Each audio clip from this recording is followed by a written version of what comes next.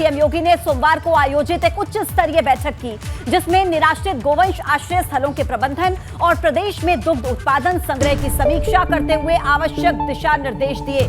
इस वक्त की बड़ी खबर आप तक पहुंचा रहे गोवंश के आश्रय को लेकर सीएम योगी का निर्देश, सबके आश्रय भरण पोषण के इंतजाम करने के निर्देश दिए हैं। हर महीने तय समय पर डीबीटी से धनराशि देने के निर्देश हैं। पशुपालन, दुग्ध उत्पादन, नस्ल सुधार की साप्ताहिक समीक्षा हो।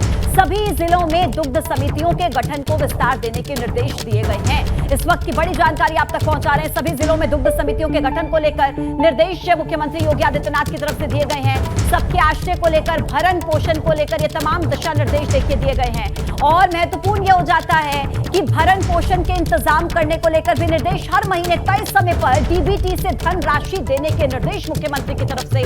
पशुपालन, दुग्ध उत्पादन, नस्ल सुधार की साप्ताहिक समीक्षा होनी चाहिए। सभी जिलों में दुग्ध समितियों के गठन को विस्तार देने के निर्देश मुख्यमंत्री की तरफ से दिए गए। महत्वपूर्ण कदम देखिए ये उठाया गया है गोवंश के आश्रय को लेकर। मुख्यमंत्री योगी के सीधा दिशा निर्देश कि सबका आश्रय का इंतजाम हो, भरण पोषण के भी इंतजाम सबके लिए होने चाहिए।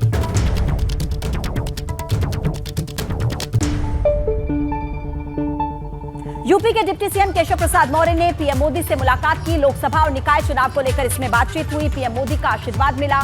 केशव प्रसाद मौर्य ने कहा और यूपी में सभी सीटों पर कमल ही खिलेगा। केशव प्रसाद मौर्य ने जीत का दावा किया है कि यूपी में तो सभी सीटों पर कमल खिलेगा। और दरअसल प्रधानमंत्री नरेंद्र मोदी से उनकी मुलाकात हुई थी, जिसमें लोकसभा चुनाव को लेकर चर्चा हुई, निकाय चुनाव को लेकर बात हुई। कहा कि प्रधानमंत्री का आशीर्वाद मिला है और यूपी में सभी सीटों पर कमल ही खिलेगा। यह दावा केशव प्रसाद मौर्य की तरफ से किया गया है।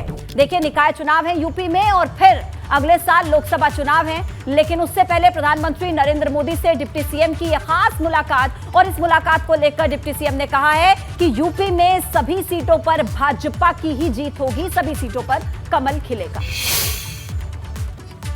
हाँ, मुलाकात हो गई है और मुलाकात होती रहेगी और मुलाकात तो कभी समाप्त होती नहीं है। आज विशेष तौर से माननीय प्रधानमंत्री जी का आशीर्वाद मिला है। खास उत्तर प्रदेश में भाजपा मजबूत है और अधिक मजबूत बनाते हुए 2023 में नगर निकाय और 2024 में लोकसभा कमल ही कमल खिलाना। सपा महासचिव शिवपाल यादव ने केशव प्रसाद मौर्य पर हमला बोला है। कहा कि सरकार को सपा ने ही सिराथू से निपटने का कार्य किया। कमल की लहलहाती फसल का आने वाला कल खतरे में है। शिवपाल यादव का यह बयान, अपने भविष्य की चिंता करे सरकार। सिराथू का जो किस्सा है उसमें साइकिल का ही हिस्सा है, किस्से की टीस है जो अभी तक चुभ रही है। यह बात शिवपाल यादव की तरफ से कही गई है। क्या ट्वीट उन्होंने किया, उसका कंटेंट आपको दिखा देते हैं आपके टीवी स्क्रीन पर। सरकार को सपा ने ही सिराथू से निपटाने का कार्य किया है। इसके बाद शिवपाल यादव आगे लिखते हैं, यकीनन कमल की लहलहाती फसल का आने वाला कल खतरे में है। और इसके आगे देखिए, आप अपने भविष्य की चिंता करें सरकार।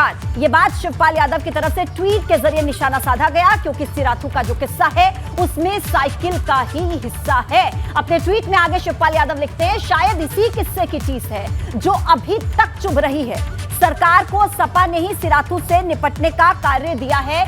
ये देखिए, शिवपाल यादव की तरफ से ट्वीट किया गया। ट्वीट गौर केशव प्रसाद मौर्य पर, और ट्वीट के जरिए उन्होंने निशाना साधा कि सरकार अपने भविष्य की चिंता करे।